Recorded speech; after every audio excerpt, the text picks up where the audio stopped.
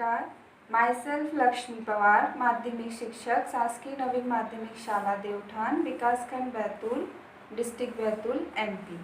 मेरे इनोवेशन का नाम है बच्चों में वैज्ञानिक सोच विकसित करना।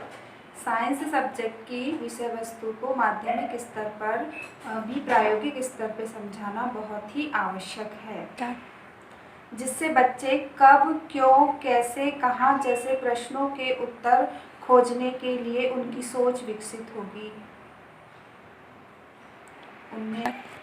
उनमें एक वैज्ञानिक सोच विकसित होगी और अपने चारों तरफ होने वाली घटनाओं के पीछे छिपे वैज्ञानिक तथ्यों को समझेंगे। प्रायोगिक स्तर पर विद्युत के चैप्टर को समझाने के लिए मैंने एक विद्युत के सुचालक और कुचालक पर आधारित एक छोटा सा TLM बनाया, जिससे हम कक्षा 6वीं, 7वीं और 8वीं के विज्ञान विषय की विषय वस्तु विद्युत के अध्यायों को हम आसानी से इस TLM की सहायता से समझा सकते हैं। इस TLM को बनाने के लिए जो आवश्यक सामग्री की ज़रूरत होती है वह हमारे परिवेश में बहुत ही आसानी से उपलब्ध हो जाती है, जैसे कि तांबे का तार, सेल, पानी, नींबू का रस, प्लास्टिक की वस्तुएं, रबर, चॉक, डस्टर, लकड़ी की कुछ वस्तुएं इत्यादि।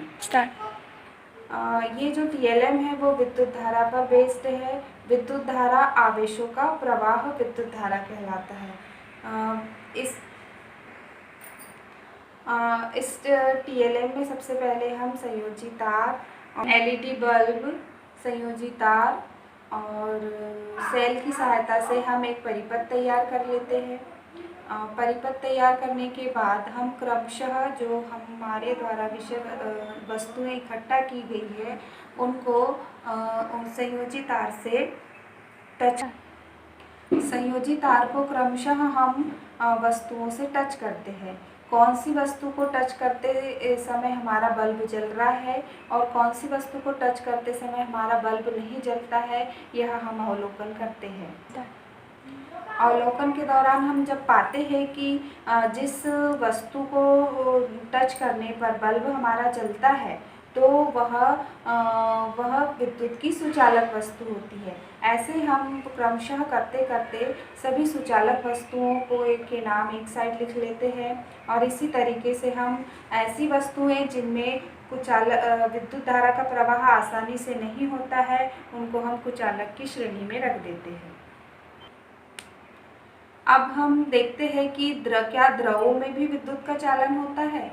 इसे देखने के लिए हम कुछ अलग अलग प्रकार के द्रव जैसे नींबू का रस, पानी, आसुत जल, शहद, इन प्रकार अलग अलग बॉक्स में हम इन द्रवों को रख देते हैं और संयोजी तार की सहायता से संयोजी तार को जब हम इन द्रवों में डुबाते हैं तो पाते हैं कि जिन द्रवों में विद्युत धारा का प्रवाह हो रहा है एक परिपथ पूर्ण हो जाता है तो वह बल्ब जलता है और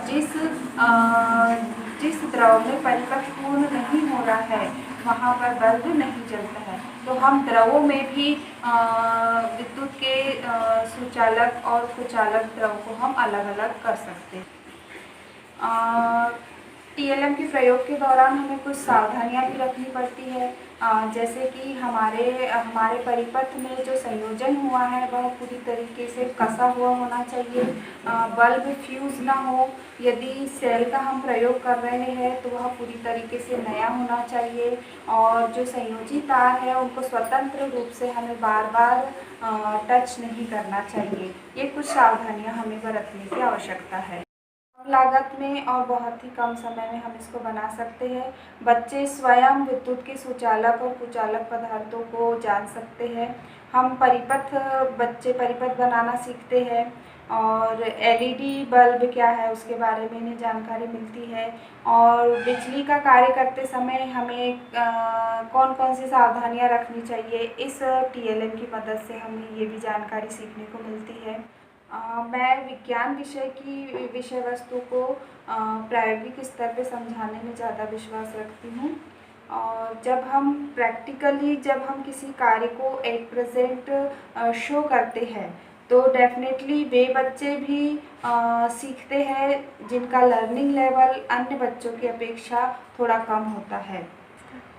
और ऐसा करने से बच्चे परमानेंटली कुछ कॉन्सेप्ट को अपने माइंड में कैप्चर कर लेते हैं, जो बार बार प्रैक्टिस करने पर भी नहीं सीख पाते हैं।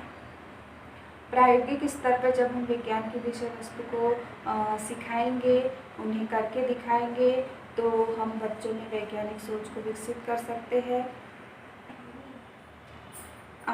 एजुकेशन एरिया में जो चेंजेस लाने के लिए मैं ZIIEI श्री अरबिंदो सोसाइटी को और HDFC बैंक को स्पेशल थैंक्स देना चाहती हूँ, जिनके माध्यम से शिक्षकों के नवाचार देश भर के शिक्षकों के साथ नवाचारों को साझा कर रही है। Thank you so much.